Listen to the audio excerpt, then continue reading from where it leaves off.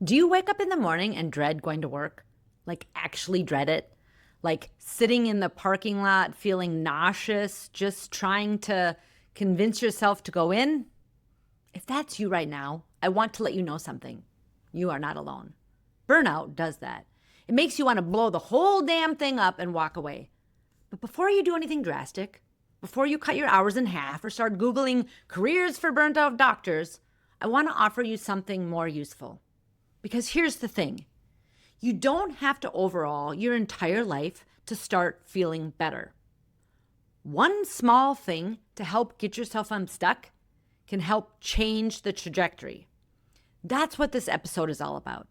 I'm going to walk you through exactly how to figure out what's not working and to get clear on actually what you want. And I'm going to help you learn to take one step forward, because that's actually all it takes to start changing the entire trajectory of your life. Hello, I'm Dr. Michelle Chestovich, and welcome back to StressRx. Let's get into it. So I'm so glad you're here. I've struggled with burnout, and so many clients that I've worked with have struggled with burnout, thinking, I don't even want to be in medicine anymore.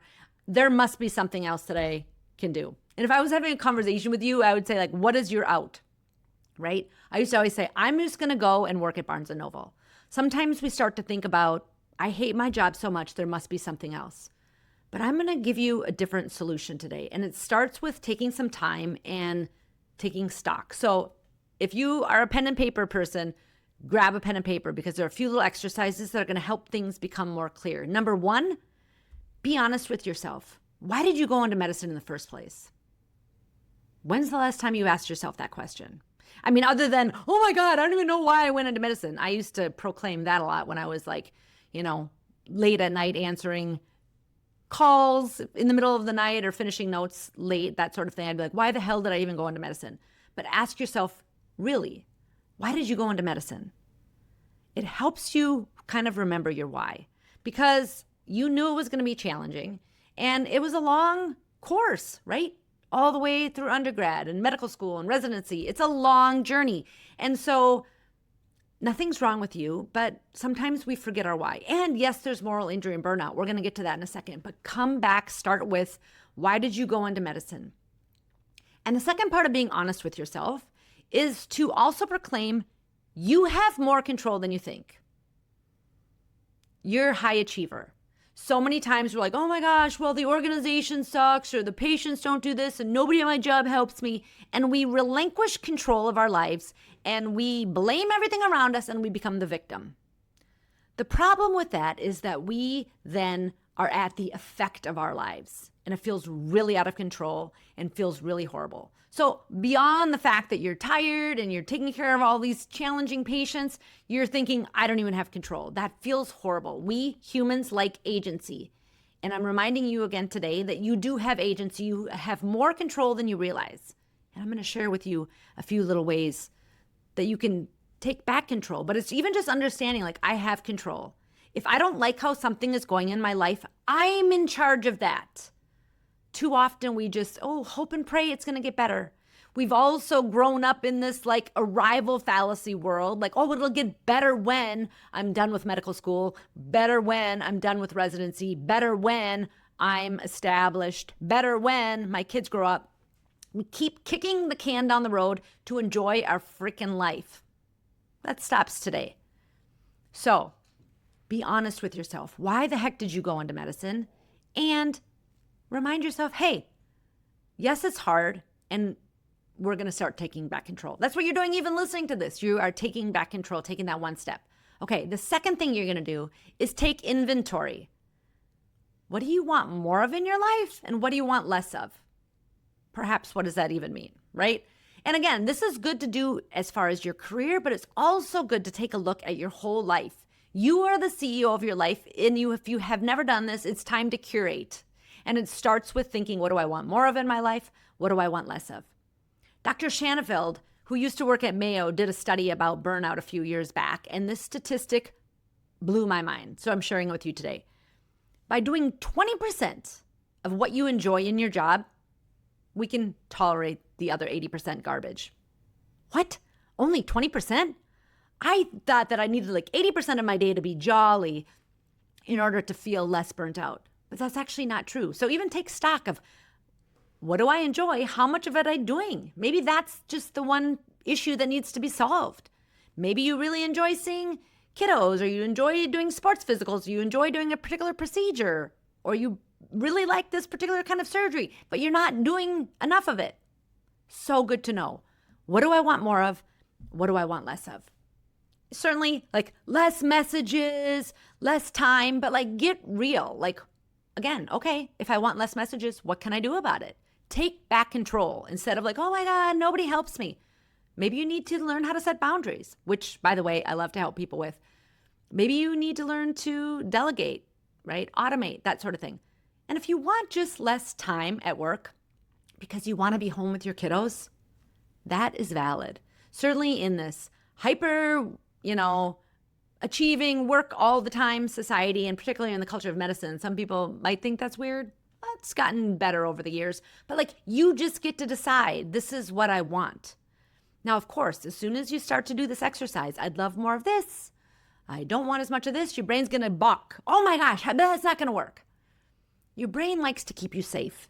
It's going to throw up all the obstacles. Well, good to know. We can then solve for that. Okay, I want more of this procedure. Okay, what can I do to make that happen? Right? We don't need to let the freaking out brain win. That's what keeps us stuck. The brain is trying to keep you safe. Your brain is just really doing its job, but it's really uncomfortable being where you are right now. You're not loving things. That's why you're listening to this, okay? So take inventory. What do I want more of? What do I want less of? Okay? The third and final step is deciding to do one thing. Oh my gosh. I know as a high achiever, that sounds so mediocre and so lame. Like, how am I going to change my life by doing one thing? Here's what I'll tell you, because I've experienced this, and the hundreds of women that I've worked with who are high achievers have experienced this. You start to think, okay, I'm ready to make a change. I'm going to do all of this, and you make a list, top to bottom. These are all the things I'm going to change. You know what happens then? We get really overwhelmed. And what happens when we get overwhelmed? We shut down. We can maybe do it for a bit. Like maybe we can, this is why, like in the beginning of January, when everyone's got their New Year's resolutions, people are going to the gym every day for like a week or two, and then it falls off because it's overwhelming. Like, I'm going to do all these things. So one thing can make a big difference. You've probably heard me say it before, but a 1-degree turn in the trajectory of what you're doing changes everything. If you got on a plane and your pilot changed 1 degree and you kept flying overnight, you'd end up in a whole different destination. So too, this is true in your own life. What if you just had an hour less of patience per week? That would be something. What if you decided, I want to do more of this particular procedure, but I don't have a ton of experience. I'm going to do one thing. I'm going to find a course and sign up for it. That's one thing. You're starting down a path. You're taking action. When we start to take action, we're unstuck. My friends, this is key. Maybe you think, oh my gosh, I would love to be around, learners. I always thought that I would be a preceptor, and I haven't done that. I've been too overwhelmed with, establishing my own practice. What would it look like to spend a couple hours at a local residency, just to kind of remind yourself why you went into it and be around that invigorating energy? Maybe you think, oh my gosh, I just need to figure out how to get my notes done at work, learn how to set some ding-dong boundaries with my patients and my staff. What am I going to do about it? Maybe you finally decide, hey, Michelle's been talking about this Stress RX group, this coaching for physician women. Maybe I'm finally going to take that step. I'm going to sign up for the waitlist so I can consider joining the group in the fall. That is one step. My friends, taking a step gets you unstuck. It is summer here in Minnesota. I would love to, no, I do love that it's green in the background. But if it was winter, I would use the analogy about trying to get out of a stuck snowbank, right? If you live in the northern climes, you understand what that's like.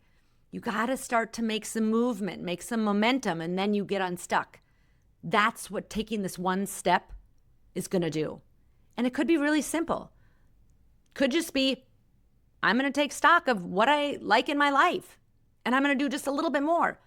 Now, another thing that I think people think when their career is feeling overwhelmed and they're feeling burnt out, Yes, let's look at what do we want more of and less of in our actual profession. But do you know what also helps? The things that you say, oh, well, someday I'm going to do that. Someday I'm going to take piano lessons again. Someday I'm going to learn how to play tennis. Someday I'm going to X, Y, or Z. What if today is someday? What if today is the day that you go online and figure out how can I take piano lessons as an adult? Because here's what I'll tell you.